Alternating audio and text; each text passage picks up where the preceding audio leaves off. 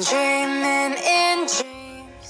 Hello and welcome to Komal Krishna vlogs. So finally जिस घड़ी का मुझे सबसे ज़्यादा इंतज़ार था वो घड़ी आखिर आ ही गई और मैं चली महादेव की नगरी में केदारनाथ के लिए। तो सफ़र की शुरुआत इस प्यारे से नज़ारे के साथ हुई। गंगा मैया के दर्शन के बाद हम निकल पड़े अपने सफ़र पर। Won't stop till I see what I want to see.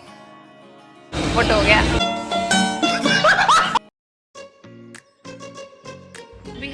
हम सबसे पहले आए माँ धारा देवी मंदिर, जिन्हें चारों धाम का संरक्षण भी कहा जाता है। ये मंदिर अलकनंदा के धारा के बीच में स्थित है।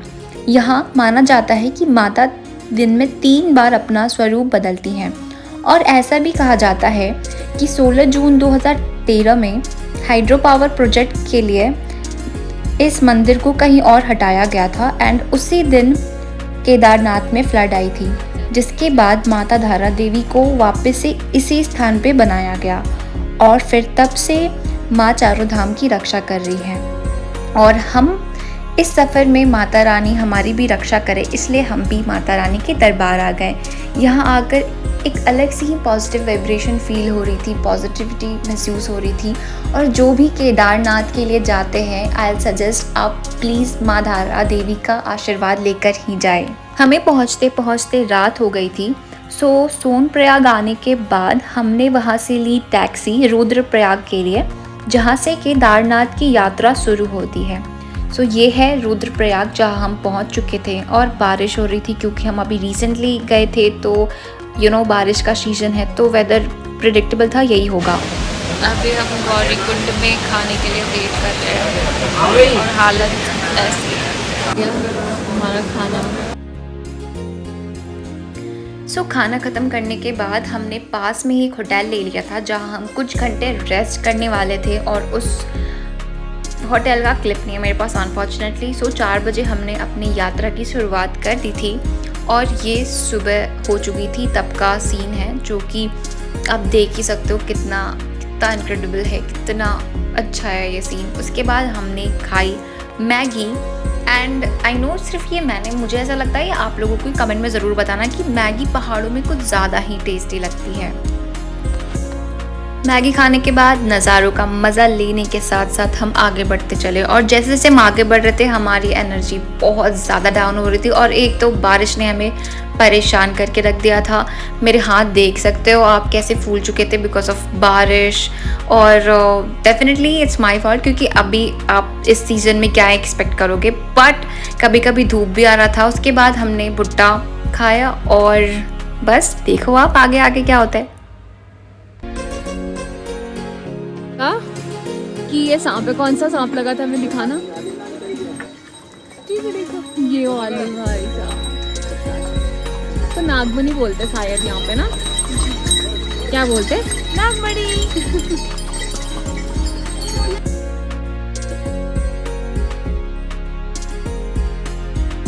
बर्फ पे हम आ ही गए फाइनली, फिसलन होगी। हाँ ये देखो ये रहा बर्फ, फाइनली हम बर्फ पर पूरा ही बर्फ।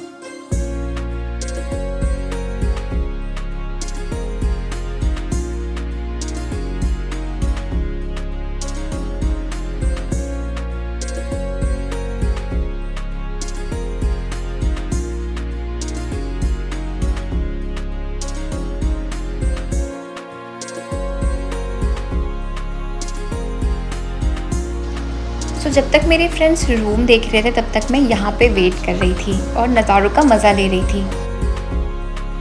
केदारनाथ में मैंने थोड़ा सा एक्सप्लोर किया और देखा और क्या क्या है यहाँ पे। एंड वेदर काफ़ी अनप्रेडिक्टेबल था। अभी जैसे आप देख सकते हो कि मौसम बिल्कुल साफ़ है और एकदम सही है। एंड तुरंत से बारिश होना स्टार्ट हो गया। भाई आप देखोगे अभी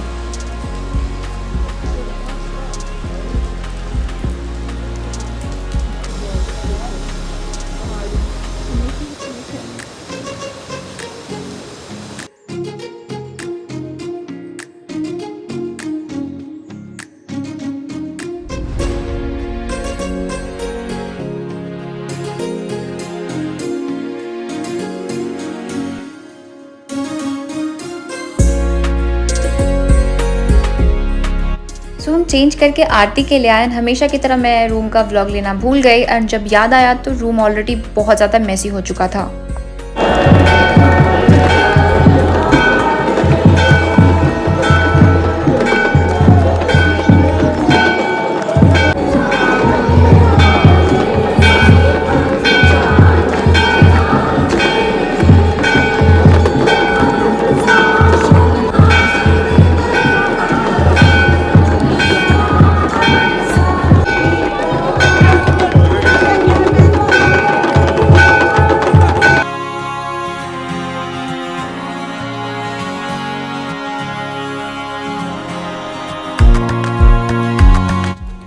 जो लोग मुझे जानते हैं उन्हें पता है कि मैं अपना पोपट कराने में एक्सपर्ट हूँ, एक्सपर्ट। और यहाँ पे मैंने यही किया।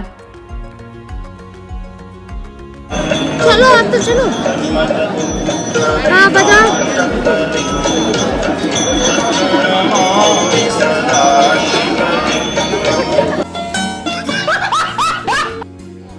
पूजा के लिए आए, हमें लगा लोग नहीं होंगे पर लोगों की लाइन देख लो के 2 बजे।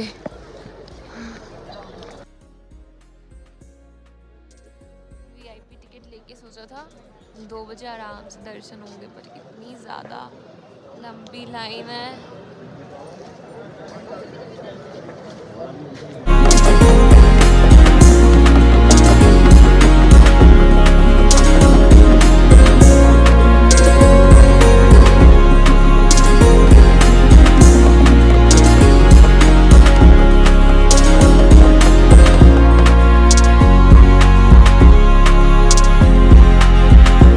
दर्शन के बाद अब टाइम आ चुका था बाय बाय बोलने का, बट बिल्कुल भी मन नहीं कर रहा था। और अब जो ये लाइन देखने वाले हो आप, ये दर्शन के लिए था। वी वर वेरी लकी कि हमें बहुत इजीली और बहुत अच्छे से दर्शन हो गए।